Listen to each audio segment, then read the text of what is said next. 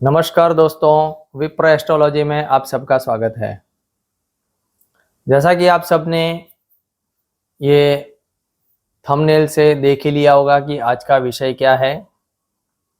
आज का विषय जो है वो 29-30 मार्च को जो घटना होने वाली है, 6-7 ग्रहों की जो युति हो रही है उसके पर है।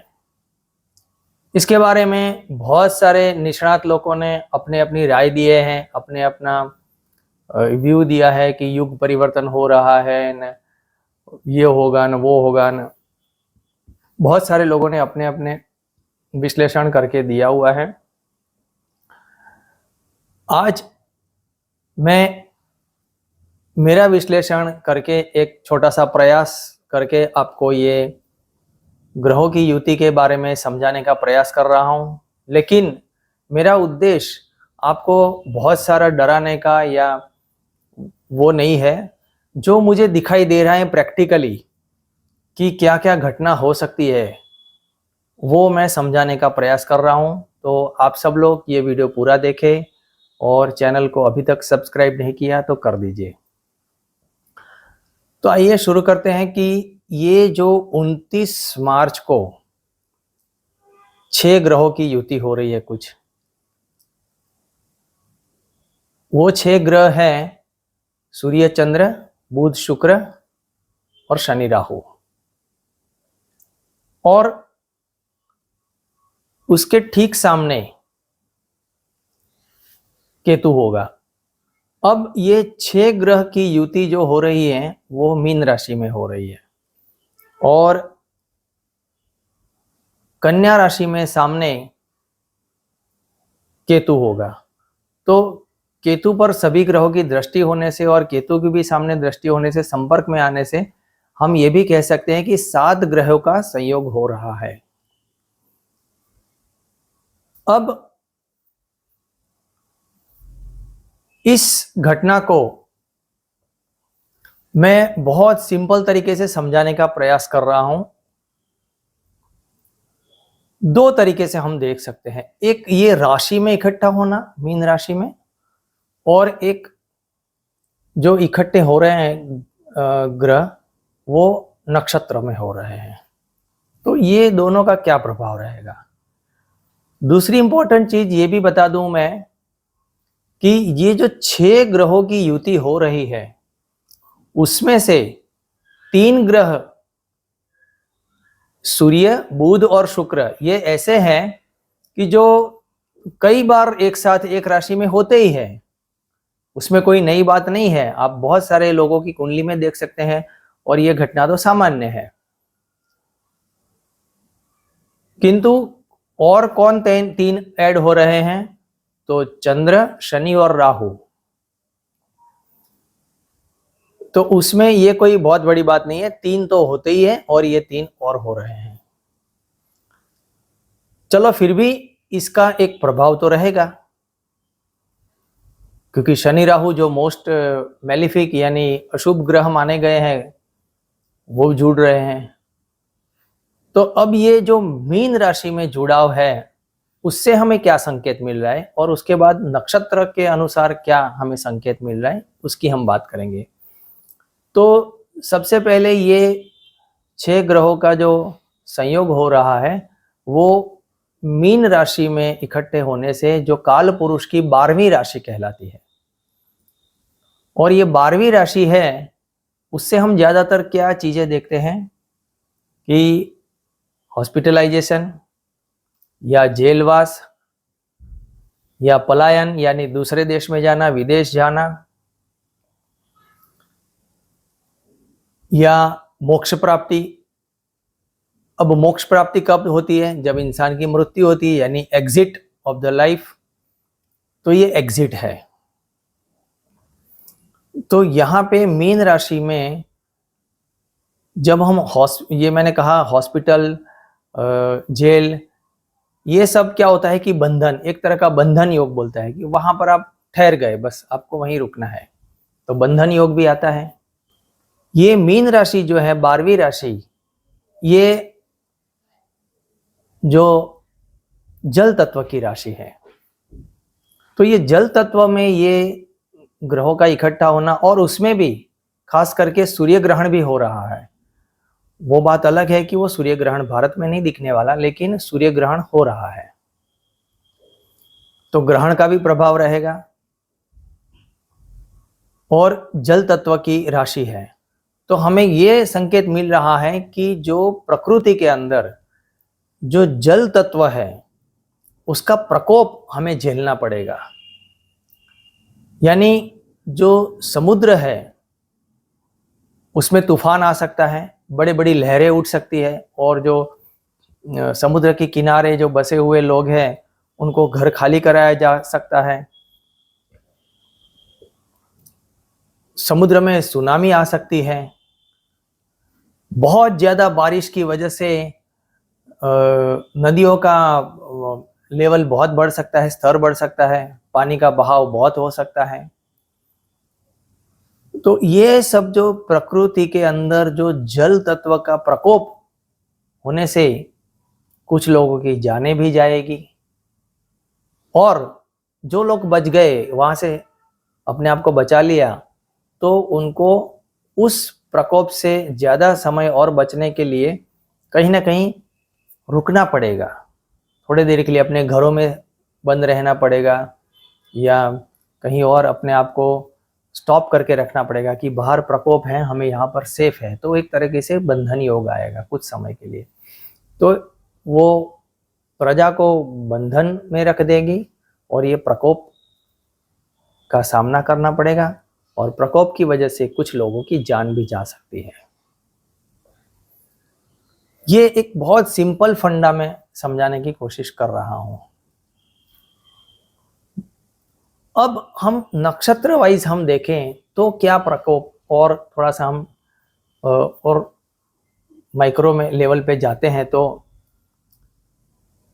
यहाँ पे देखने वाली बात यह है कि शनि और राहु का जो संयोग हो रहा है, जो इकट्ठा हो रहा है, वो पूर्व भाद्र नक्षत्र में हो रहे हैं। अब पूर्व भाद्र नक्षत्र का एक ही पद मीन राशि में है, लेकिन वहीं पर ये दोनों साथ में हैं उस दौरान। उसके बाद जो मीडिया में आपने सुना होगा कुछ 1.5-2 महीने के लिए शनि और राहु इकट्ठा हो रहे हैं, तो वो वही पूर्व भाद्र में है, फिर शनि उत्तर भाद्र में चले जाएंगे। तो शनि और राहु पूर्व भाद्र में है, और ये जो बाकी के 4 ग्रह हैं, सूर्य, चंद्र, बुध और शुक्र, ये उत्तर भाद्र में है। तो ये दोनों जो 6 ग्रह में से 4 एक नक्षत्र में और 2 दूसरे नक्षत्र में, तो उसका भी एक अलग प्रभाव हमें प्रकृति से देखना मिल सकता है। अब उसके लिए हमें बहुत ही सिंपल वे में मैं बताने की कोशिश करूं तो इन नक्षत्र के देवता को समझना पड़ेगा। तो ये पूर्व भाद्र के नक्षत्र देवता और उत्तर भाद्र नक्षत्र के देवता दोनों ही अपना प्रकोप दिखाएंगे। पूर्व भाद्र के देवता है अजैकपदे और उत्तर भाद्र नक्षत्र के देवता हैं अहिर्बुधन्याय। अब ये दोनों नक्षत्र के देवता जो हैं, ये एक तरीके से रुद्र है, जो हमारे शास्त्रों में या धर्म ग्रंथों में जो शिव का जो एक स्वरूप बताया हुआ है, रुद्र 11 प्रकार के रुद्र कहे गए हैं, उनमें से ये 2 रुद्र है, अजैकपदे और अहिर्बुधन्याय। अब इन दोनों में थोड़ा सा फर्क क्या है, मैं बहुत ज्यादा डिटेल में नहीं जाऊंगा, वो मेरे नक्षत्र सीरीज में कोशिश करूंगा। पूर्व भाद्र नक्षत्र के जो देवता है अजैकपदे, इनको फायर ड्रैगन भी कहा गया है, यानी ये आग से जुड़ा हुआ है, यानी इनके अंदर आग का प्रकोप रहेगा। और जो अहिर्बुधन्याय है वो जल का प्रकोप दिखाते हैं। अब ये दोनों ही रुद्र हैं, तो इनकी प्रकृति स्वाभाविक है, विध्वंसकारी है, ट्रांसफॉर्मेशन है, विनाश करो और फिर नया सर्जन। तो ये शनि और राहु जो पूर्व भाद्र में इकट्ठा हो रहे हैं, तो वहां से हमें यह संकेत मिल रहा है कि गर्मी का प्रकोप, यानी इस साल बहुत ज्यादा गर्मी पड़ सकती है, टेम्परेचर काफी हाई हो सकता है और उसकी वजह से काफी इंसानों की जान भी जा सकती है और हमें घर में बंधन में बंद रहना पड़ेगा कि बहुत गर्मी, हमें घर के बाहर नहीं निकलना है। गर्मी का प्रकोप बढ़ेगा। फायर की घटनाएं बन सकती है, जैसे अभी कुछ समय पहले अमेरिका में हुई थी, आग लग सकती है बड़ी बड़ी।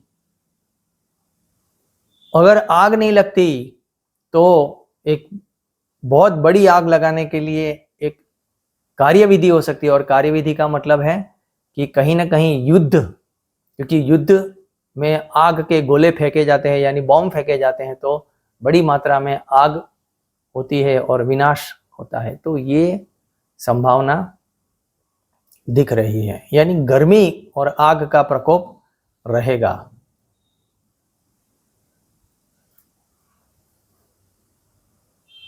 दूसरा एक इसका अजैक पदे का एक अर्थ होता है कि एक पांव वाला एक विचित्र प्राणी। तो हम ये इसको अर्थघटन करके एक देखते हैं कि जो एक पांव वाला विचित्र प्राणी जो विध्वंसकारी है, तो जब हम एक साइक्लोन देखते हैं, चक्रवात, तेज हवाएं चलती है और गोल गोल गोल गोल गोल चक्रवात घूमता है, तो जिसको कई बार टॉर्नेडो भी बोलते हैं, तो वो उसमें बहुत हेवी चीजें भी हवा में उड़ने लग जाती है, तो तेज हवाएं भी चलेगी, बहुत बड़े चक्रवात भी आ सकते हैं, इसकी वजह से भी भारी नुकसान हो सकता है, प्रजा को पीड़ा हो सकती है। लोगों को अपने घरों में बंधन में रहना पड़ेगा क्योंकि उससे बचने के लिए, लेकिन जो उसके चपेट में आ गए उसकी जान भी जा सकती है। तीसरी इंपॉर्टेंट चीज ये भी है कि शनि जब मीन राशि में प्रवेश कर लेंगे पूर्व भाद्र नक्षत्र के चतुर्थ चरण में, उस वक्त केतु एग्जैक्टली उसके सामने होंगे, तो उत्तरा फाल्गुनी में। अब यहां पे देखने वाली बात यह भी है कि शनि ऑलरेडी पूर्व भाद्र से उत्तरा फाल्गुनी में केतु पर नक्षत्र दृष्टि तो कर रहे हैं, यानी उस पर प्रभाव है, लेकिन केतु का शनि पर प्रभाव नहीं है। लेकिन यहां आने के बाद शनि और केतु एक दूसरे के डायरेक्टली कांटेक्ट में आएंगे, यानी शनि और केतु 180 डिग्री पर आ जाएंगे, और केतु की भी सीधी दृष्टि जो भाव दृष्टि होती है सातवीं, वो शनि पर पड़ेगी और शनि की केतु पर पड़ेगी, और नक्षत्र दृष्टि भी शनि की केतु पर रहेगी। तो ये ज्यादा संयोग हो जाएगा शनि और केतु का 180 डिग्री पर एग्जैक्टली आने से। तो शनि और केतु का इकट्ठा होना प्रजा के लिए पीड़ादायक होता है, और खास करके ये संयोग में कोई वायरस जन्य बीमारी या कोई उसके अलावा कोई भी बीमारी भी फैल सकती है, जिसकी वजह से प्रजा को पीड़ा हो सकती है और बंधन में रहना पड़ सकता है अपने आप को बचाने के लिए, लॉकडाउन जैसा। या फिर मैंने कहा ऐसे कि युद्ध के भी अनुसार आ सकते हैं, यानी वॉर कहीं ना कहीं हो सकती है, और वॉर में भी लोगों को अपने आप को घरों में बंद रहना पड़ता है, क्योंकि राहु जो केतु है वो युद्ध को प्रेरित करता है और आग से उसको लेना देना है। तो ये एक संभावना है। अब यहां पर क्या हो रहा है कि जो मैंने कहा वहां सूर्य, चंद्र, बुध और शुक्र, ये चार उत्तर भाद्र नक्षत्र में इकट्ठा हो रहे हैं। तो ये उत्तर भाद्र नक्षत्र का जो देवता है, मैंने कहा अहिर्बुधन्याय, वो भी रुद्र है, 11 रुद्र में से एक रुद्र है, लेकिन वो वाटर ड्रैगन बोला जाता है उनको, यानी उनके जल से लेना देना है, जल तत्व से लेना देना। तो ये जल तत्व का प्रकोप वो मैंने पहले ही कहा, वो भी प्रजा को झेलना पड़ सकता है। यानी कुल मिला के अग्नि तत्व, वायु तत्व यानी तेज हवाएं, आग और पानी, ये तीनों का प्रकोप झेलना पड़ सकता है प्रजा को, और कुछ लोगों की जान जा सकती है और कुछ लोगों को अपने आप को बचाने के लिए सेफ जगह अपने आप को बंधन में रखना पड़ेगा, क्योंकि ये 12th हाउस है। बहुत सारे लोगों को पांव की तकलीफ, पैरों की तकलीफ भी हो जाएगी, क्योंकि यहां पे शनि और राहु दोनों, और उसके सामने है केतु। तो शनि, राहु और केतु दोनों से एक साथ पीड़ित हो रहा है। शनि पांव का कारक है और 12वां हाउस भी हमारे पैर दिखाता है। तो ये लोगों में पैरों की बीमारी खास करके या पैरों में समस्याएं बढ़ने की संभावना भी देखने को मिल सकती है। अब मैं और थोड़ी सी बात कर लेता हूं कि जो काल पुरुष की कुंडली के अनुसार आम प्रजा और पॉलिटिकल क्या इफेक्ट रहेगा और फाइनेंशियल मैटर क्या रहेगा। तो हम स्ट्रेट वे बात करें तो 10वां भाव जो है सत्ता भाव, उसका स्वामी शनि और सत्ता भाव का कारक सूर्य, ये दोनों ही इस बार पीड़ित हो रहे हैं। शनि जो है वो राहु और केतु दोनों से पीड़ित हो रहा है, और जो सूर्य है उसका ग्रहण हो रहा है। तो राज्य या छत्रभंग योग, यानी कई जगह पर तख्ता पलट हो सकता है, यानी सरकारें बदल जाएगी, या कोई राजा का मृत्यु, या कहाँ जहाँ पे लोकशाही है वहाँ पे प्रेसिडेंट या राष्ट्र प्रमुख या प्रधानमंत्री जो भी है कर्ता हर्ता, उसके लिए खतरा है और उनकी कुछ मृत्यु हो सकती है। ये घटनाएं भी देखने को मिल सकती है, या सत्ता परिवर्तन हो सकता है, उनको गद्दी से हटना पड़ेगा, किसी और को बैठना पड़ेगा। दूसरी इंपॉर्टेंट चीज कि फाइनेंस की बात करें, शेयर मार्केट वगैरह की, तो काल पुरुष की कुंडली में जो मैं बात करूं तो बुध है,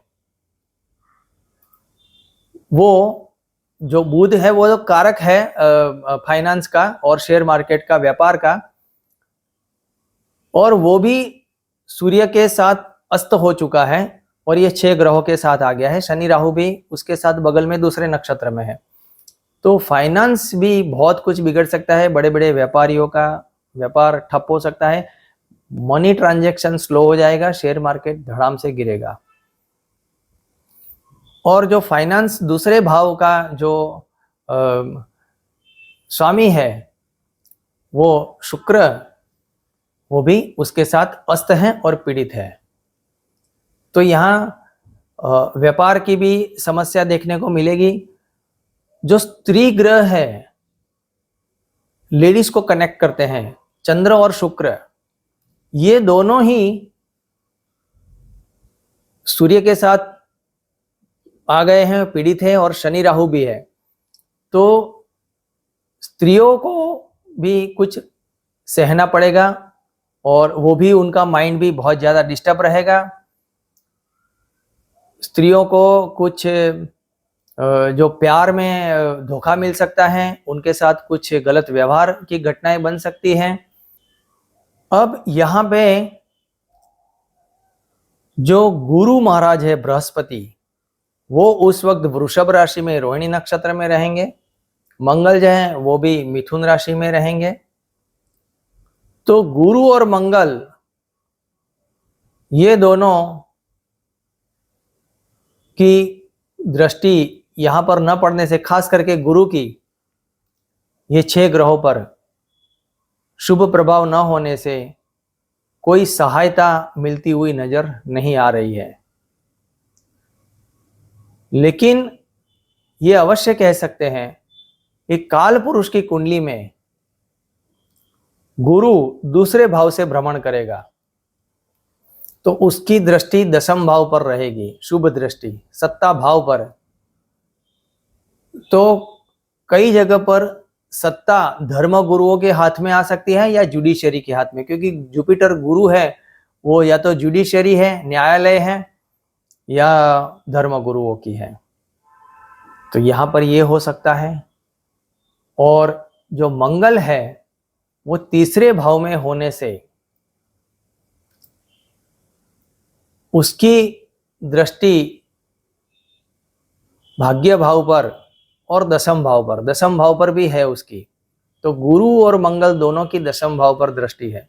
तो यहाँ पर जो जुडिशरी के हाथ में सत्ता आएगी उसमें कहीं ना कहीं मंगल यानी मिलिट्री का, क्योंकि मंगल मिलिट्री का कारक है, मिलिट्री का सहयोग रहेगा और मिलिट्री के सहयोग से गुरु बृहस्पति सत्ता में बैठ सकते हैं या जुडिशरी की मदद से मिलिट्री सत्ता में बैठ सकती है। ऐसी कुछ घटनाएं देखने को मिलेगी। बाकी इसमें कोई बहुत ज्यादा डरने वाली या चिंता करने वाली बात नहीं है। यह समय थोड़ा सा कठिन है। आप सबको बहुत बहुत मेरी शुभकामनाएं। आप सब लोग अपना ख्याल रखें और आने वाले समय के लिए थोड़ा सा तैयार रहें। आशा रखता हूं आप सबको मेरा ये विश्लेषण और मेरा ये एनालिसिस पसंद आया होगा। आप सब लोग मेरी चैनल को सब्सक्राइब कर दीजिए, लाइक कर दीजिए, शेयर कर दीजिए। बहुत बहुत धन्यवाद। नमस्कार।